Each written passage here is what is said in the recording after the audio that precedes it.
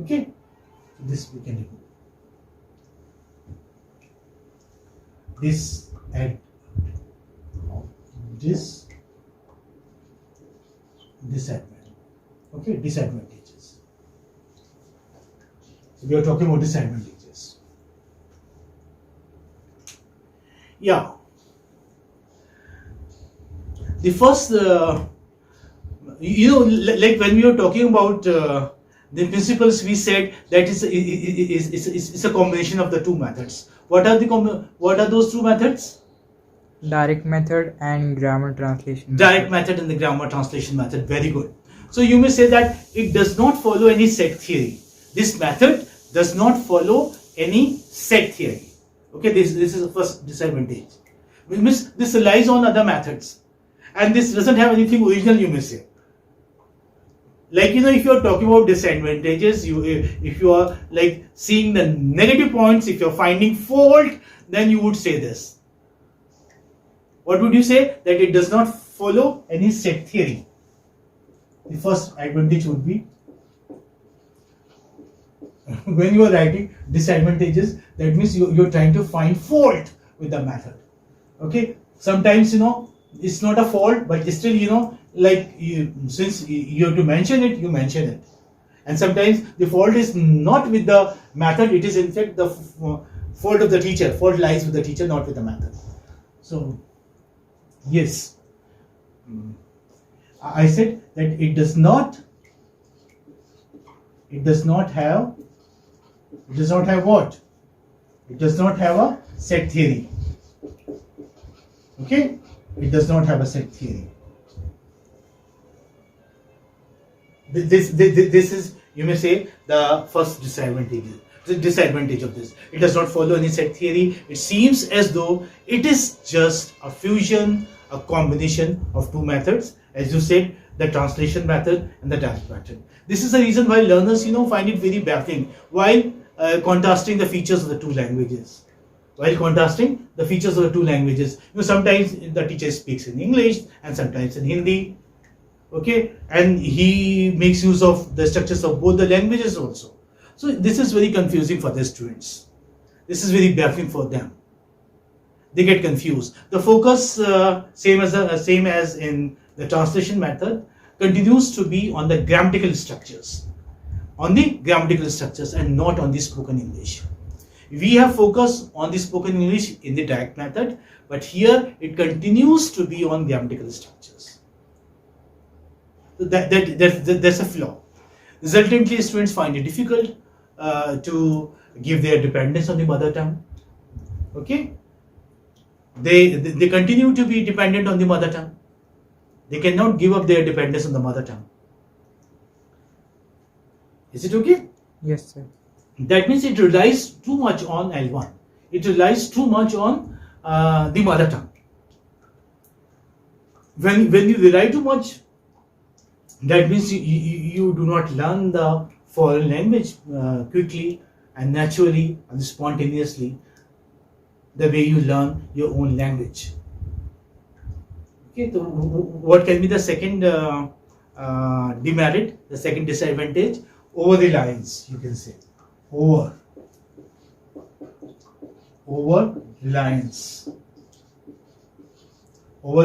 on the mother tongue, that is L1.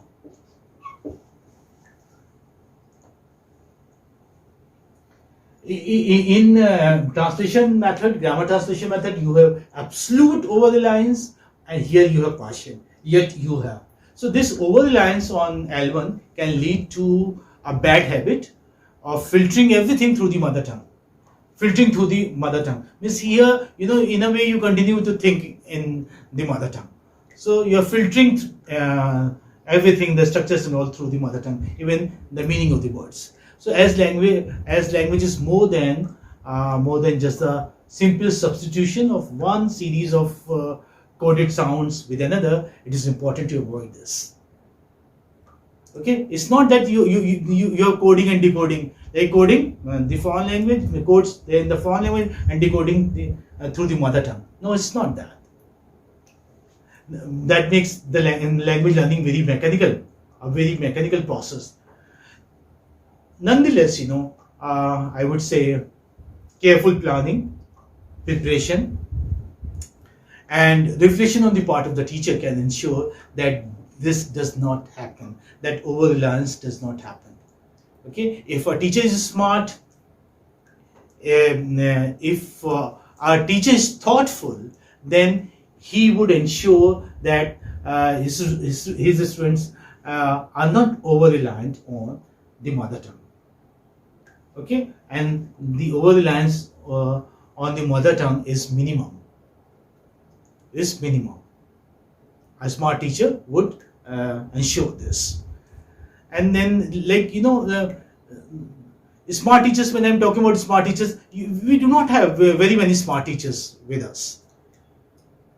When you give advertisement there in the newspaper and you require teachers for your school, you get very few teachers. And the teachers who come for interview and all, they are not good at English. Okay, they do not have a good command over the language.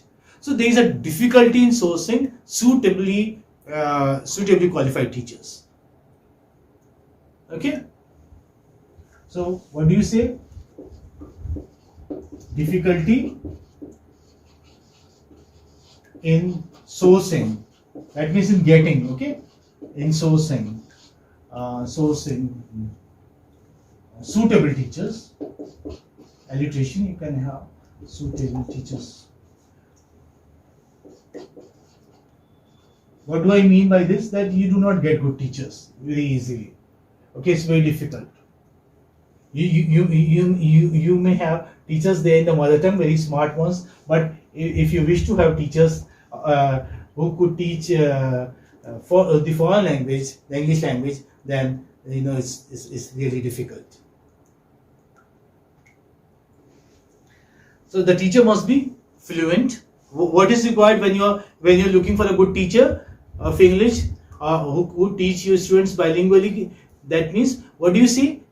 The teacher must be fluent. Okay, good at in both the languages. He should be good at both the languages, the target language as well as the mother tongue, in order to make the concepts clear to the students. This requirement at times may pose difficulties in sourcing suitable teachers. Okay, in teachers who are qualified, sourcing teachers who are qualified. You don't get, or say they may have a degree, but they do not they do not support their degree in a way. Why? Because they have the teaching degree with them. They're masters in English, yet those degrees do not support them practically. They do not carry the practical command. This is the problem. The competence and confidence of a language teacher is directly proportional to the desired success of the students in the learning process. If the teachers are good, if the teachers are competent, if they are proficient, then your students would automatically become good. So they are, in fact, directly proportional. Is it fine? Yes, sir. If the teachers are smart, then students also become smart. If the teacher themselves aren't good, then you can't hope to get better results, good output. And then if the teachers are not smart, if the teachers are not thoughtful, if the teachers are not imaginative, there is one very big flaw, that this method, if you're teaching through a bilingual method, then there is every possibility of degenerating this bilingual method into translation method. Try to understand this point. It degenerates, this method, bilingual method, degenerates into the translation method if the teacher is not good. So this is a very important flaw, an actual merit, an actual demerit. Remember this.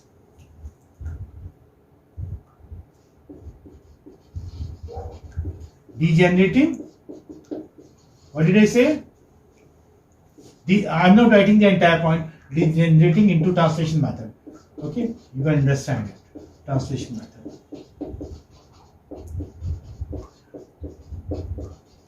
That means if a teacher doesn't handle the bilingual method well, then this method degenerates into translation method. it's a nice point, but it's a big demerit of this method. A possible disadvantage.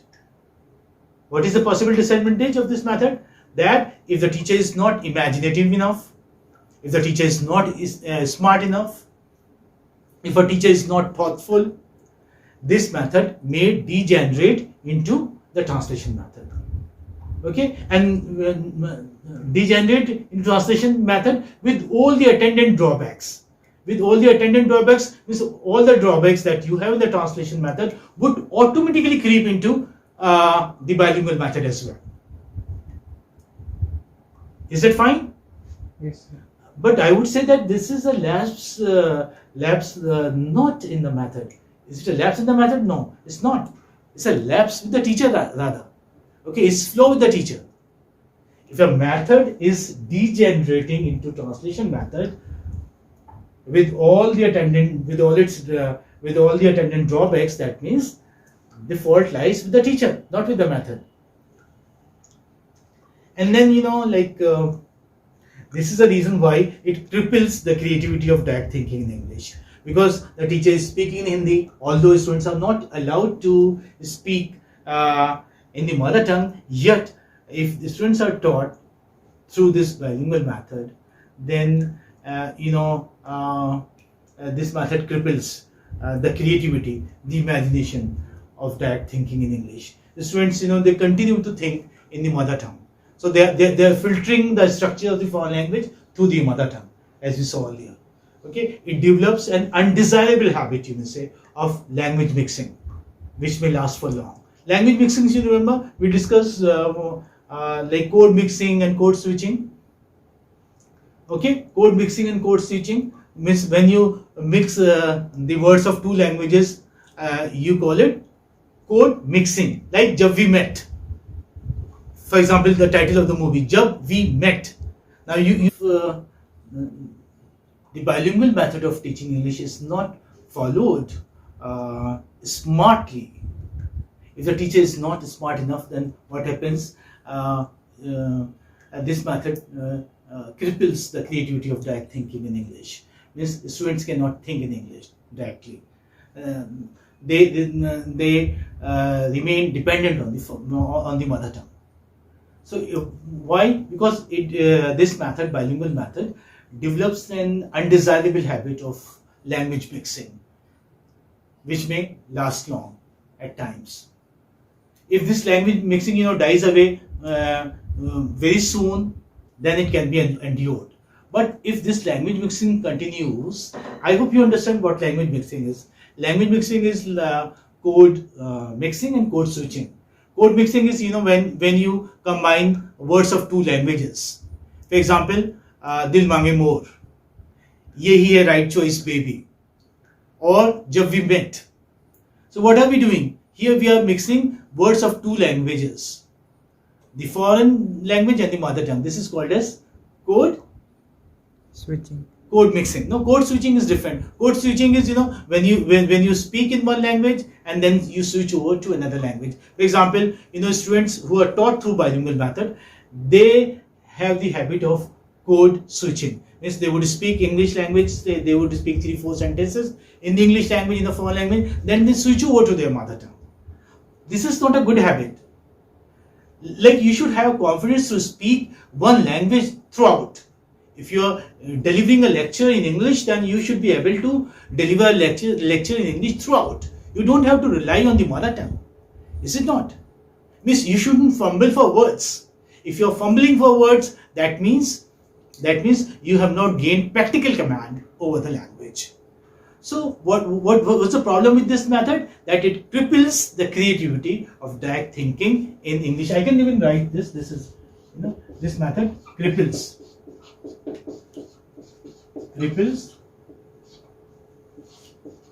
what? The Creativity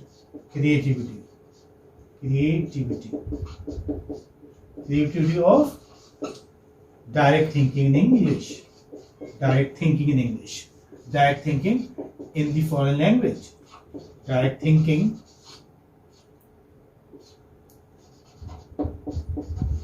in the foreign language. that is English.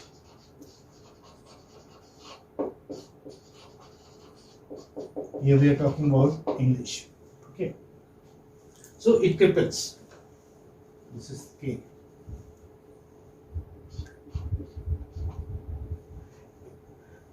Bilingual method cripples the creativity of direct thinking in the foreign language. That means students continue to think in the mother tongue the way they continue to think if they are taught through the translation method.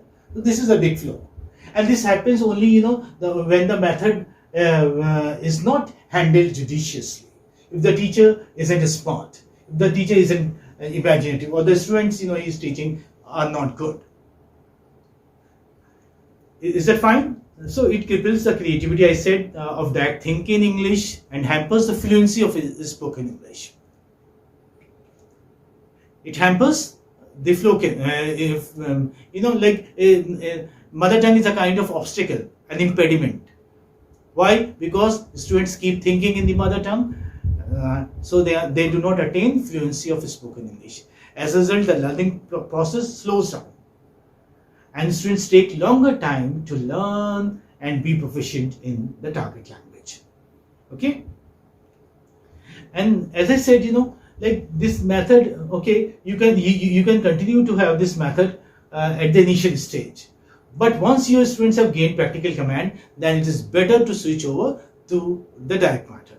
So I would say that this method is not suitable for the advanced learners, for the advanced level of students. When you're teaching in a university or in a college, then it's better to teach through the direct method. So this method is not suitable for the advanced level of students. Not suitable for the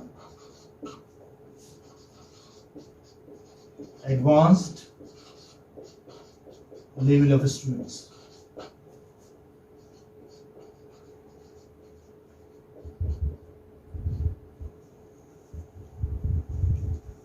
Bilingual method is not suitable for the advanced level of students. It's not useful for the advanced learners of the foreign language. It is suitable only till say the secondary level, or say till the senior secondary level at the most. The DAG method is indeed better for the advanced learners of the foreign language. Once the students join the college, once the students join the university, it is better to do away with the methods which use the mother tongue of the students, right? To give them up. It's not advisable to teach either through the translation method or through the bilingual method if you're teaching there in a college or in a university.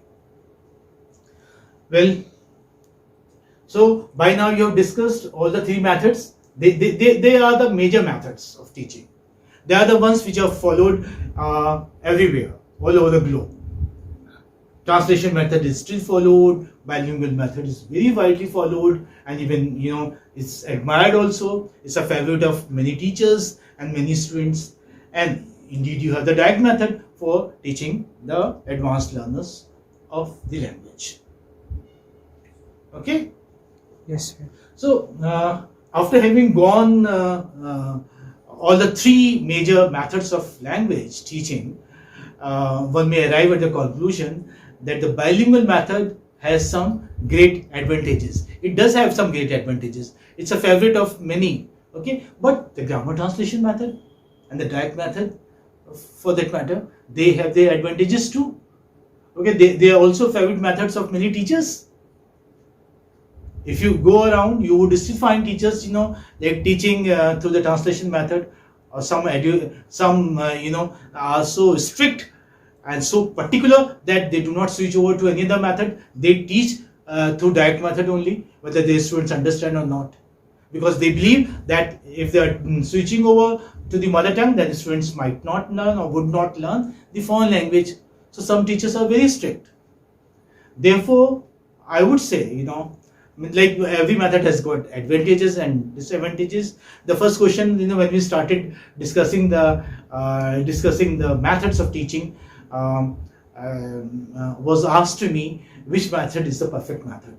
So again, I would come back that the cycle is completing in a way. We are just going back to the point where we started, that don't be a slave. Okay, don't be a slave to any specific method. Like that isn't the most effective tool for your students. If it's not helping your student, and there might be a number of merits of that method, that means you shouldn't adhere to that method. You shouldn't follow it. Advantage. There can be a number of advantages of the direct method. If students do not understand, it's better not to follow that method strictly. Is that okay? After all, know your audience. Know your audience means know your stuff, the students that you are teaching. Now, know your audience isn't only the first rule of comedy or movies or theater. How do they make TV? Like TV serials or movies or dramas. They have the audience in their mind. Okay, to cater their taste only, they make their movies and all. They know what their audiences are going to appreciate, so they have the same thing. Same is the case with your classroom teaching also. You should know your students. If you know your students, if you know their level, then you can make yourself a good teacher. You can teach them to the satisfaction of your students. So what did I say? Know your audience isn't only the first rule of comedy or say theater, but it is also the first rule of teaching. And do you remember, like Bruce Lee said, adapt what is useful. Adapt what is useful. Reject what is useless. And add what is specifically your own. Okay, so I would like to conclude this with Bruce Lee's. You can adopt the method which you think, or adapt and adapt both, which you find useful. And if you find that the method isn't useful, it's better to reject it. So adapt what is useful and reject what is useless. Is that fine? Yes, sir. Okay. Thank you.